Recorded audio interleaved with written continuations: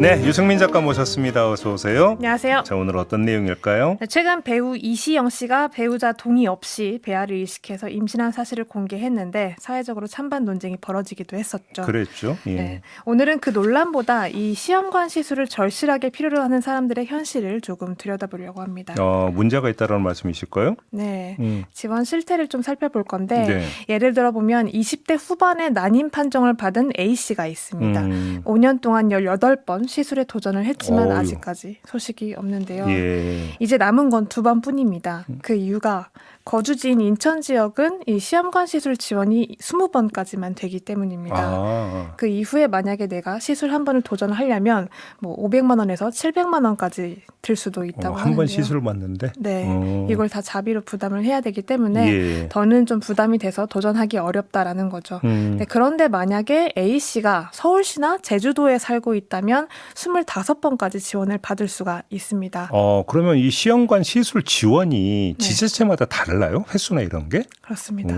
서울시나 제주도는 25번까지 지원을 받을 수 있는 건데 이 난임 시술이 사실 건강보험에 적용된 게 2017년이었고 이걸 계기로 2022년부터 이 시술비 지원 사업이 국가에서 지방자치단체로 일부 넘어갔습니다. 네. 그러니까 지방자치단체에서 지원이나 규모를 자율적으로 운영을 하다 보니까 이렇게 편차가 커진 상황인 건데요. 현재 17개 광역시도 가운데 7곳만 지원 대상 기준에서 연령과 소득 제한 그리고 시술별 칸막이를 이제 모두 없앴습니다. 나머지 10곳은 연령의 기준을 두거나 인공수정이나 혹은 시험관 시술 방식에 따라서 지원 횟수를 구분하고 있는 식인 건데요. 네, 그렇다고 이렇게 편차가 많다고 해서 크다고 해서 어디가 맞고 틀리다라고 얘기를 하기는 좀 어려운 게 이 판단의 기초가 되는 데이터 자체가 없기 때문입니다. 없어요? 예, 이 난임 시술비 지원 사업에 대한 통계를 중앙부처인 보건복지부가 가지고 있어야 하는데 2022년에 지자체로 이양되면서 관리를 따로 별도로 하고 있기 때문에 총괄은 하고 있지 않은 거죠.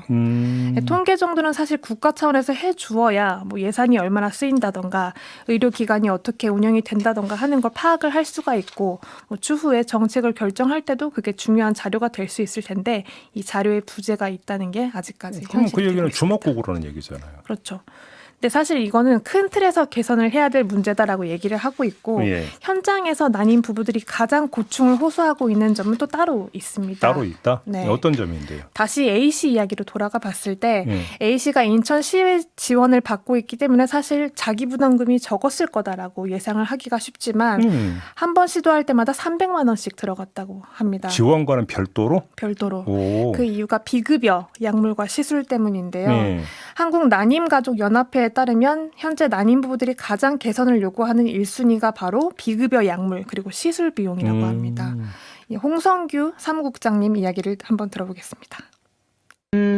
계속 실패를 하게 되면은, 예를 들어서 한 10번 정도 실패를 하게 되면은, 원인이 있으면은 뭐 수술을 하든 약물을 투여하면 되는데, 원인 불명으로 계속 실패했을 때, 난임 부부도 힘들고, 의사 선생님도 되게 힘들게 됩니다.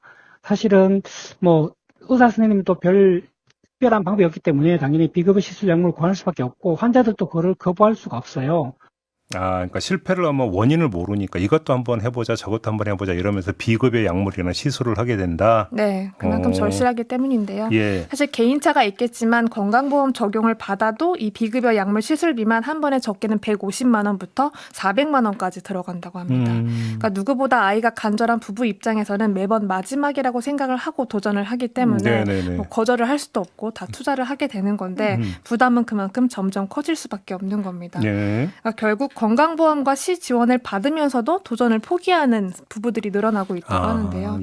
문제는 이 비용조차도 병원마다 편차가 너무 크다는 겁니다. 비급여니까 뭐 진짜 편차가 클 수밖에 없겠네요. 그렇죠. 근데 그렇다고 해서 내가 마음에 안 든다고 병원을 옮길 수도 없는 게 뭐 난임 전문 병원이 그렇게 많은 것도 아니고 사실 치료 기록이 이어져야 하기 때문에 부부 입장에서는 또 옮기는 것도 쉽지 않은 상황입니다. 그러니까 치료 기간이 길어질수록 이렇게 심적인 부담까지 커지는 상황에서 실제로 난임 치료가 5년이 됐을 때 최대 5천만 원까지 들어가는 사례도 있다고 합니다.